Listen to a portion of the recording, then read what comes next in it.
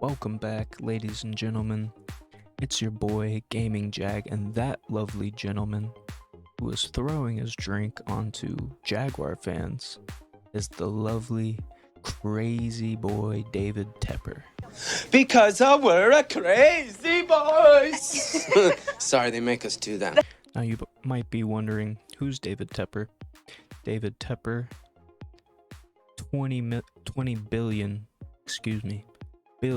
dollar man, NFL owner of the Carolina Panthers, gaining national attention.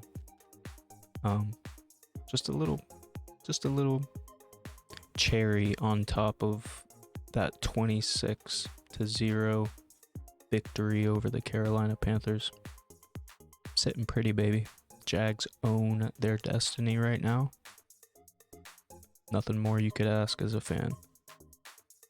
Anyway, enough of that rich walrus. Let's talk a little bit about offense getting back on track. Playing clean football under CJ Beathard. Dude absolutely balled. CJ Beathard is him securing his backup role in this Jaguars offense.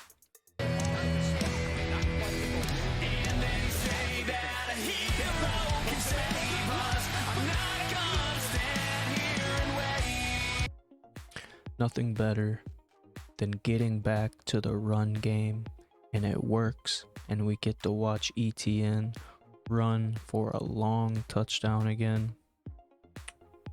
Beautiful. Our young players. Pitch play here to ETN. This is going to be a first down and more. ETN off and running. Breaking a tackle.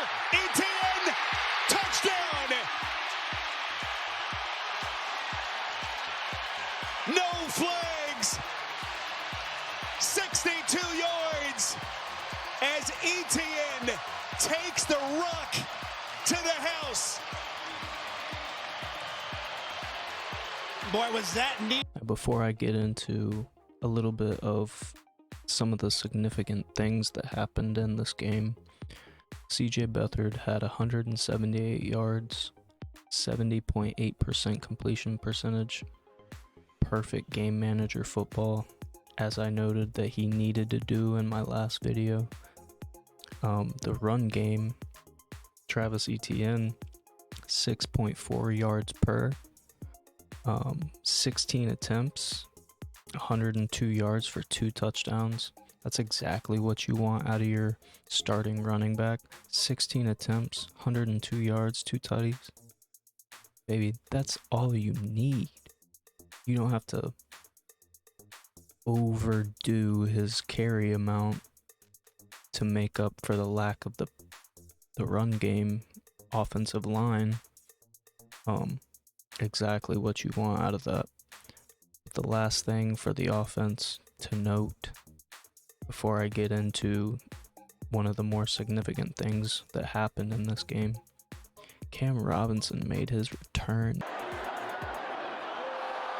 But now let's transition to the Jaguars defense, who pitched a shutout, 26-0, holding Bryce Young to 112 yards, 1 interception. He was 19 of 32. That's what you love to see, especially that team coming off of probably arguably its best offensive performance against the Green Bay Packers. Same Packers who just routed the Vikings on prime time. Tell me how this NFL thing works, because I have no idea. Week to week, that is what they say. But moving on to our sack leader, Josh Allen. He had 3 sacks, putting him at 16.5 on the season. And he broke that record, paying homage to Calais Campbell, the former OG, former sack leader of the franchise.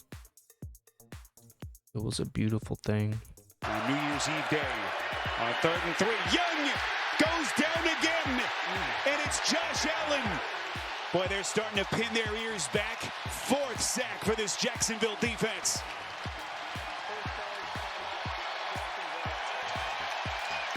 Well, this starts, they put everybody up on the line, and then they're going to drop them out, and it's just a 4-man rush.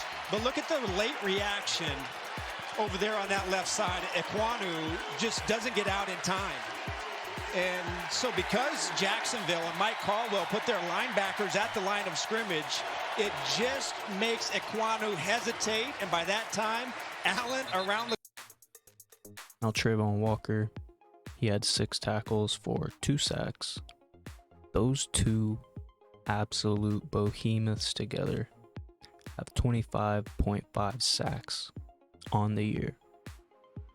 Pay Josh Allen. Keep him here for a long time, because that duo is going to be mayhem on the league whenever Trayvon Walker gets up there and he gets himself 16 sacks in one season as well. While we're here talking about records and breaking them and all that fun stuff, Evan Ingram cracks 100 receptions for a tight end, which he's making history. He's close to breaking the record for most receptions as a Jaguar and most receptions as a tight end. He is single-handedly one of the best weapons on this offense. I've said in previous videos, I think that we should kind of use him more like a Travis Kelce and let this offense, at least the receiving core, run through Evan Ingram. I just think it's a smart thing to do. I think he's a mismatch problem. He's shown it with 100 catches so far. I think he's at like 102. So he's 102 or 103. He's close to breaking that all-time record. I really hope he does against the Titans. But he had 10 yards per, 60 yards on the game. He led the team in receiving yards, 6 receptions. He's an absolute beast. You gotta feed the man the ball. So shout out to Evan Ingram. Money well spent, Belky. So I'm gonna end this video talking about our favorite team in the AFC South, the Tennessee Titans. Quarterback at the University of Kentucky, and I have been known to put mayonnaise in my coffee sometimes. Yes, Kentucky's Will Levis made that confession. He likes to put mayonnaise in his coffee. Ew. Now, this game very well could be Derrick Henry's last game in that uniform, possibly in the NFL. I've heard rumblings that he was, on the fence about retiring. You've got to think he's absolutely taken a toll on his body with the amount of carries that team has given to the man. So could be the last game for the Jacksonville native. Hopefully they don't go out with a hurrah, because I want this Jaguars team to win the division, as I'm assuming everyone watching this video does as well. But Will Levis left the game last week with a foot injury. Apparently was carted off while he tried to make his way down the tunnel, turned back to get on the cart. So Tannehill could be starting. Boys, this one's important. This one's a big one. But yeah, if you guys like this sort of content and you want me to make more like it, go ahead and like this video, subscribe down below. Gaming Jaguar, out of here.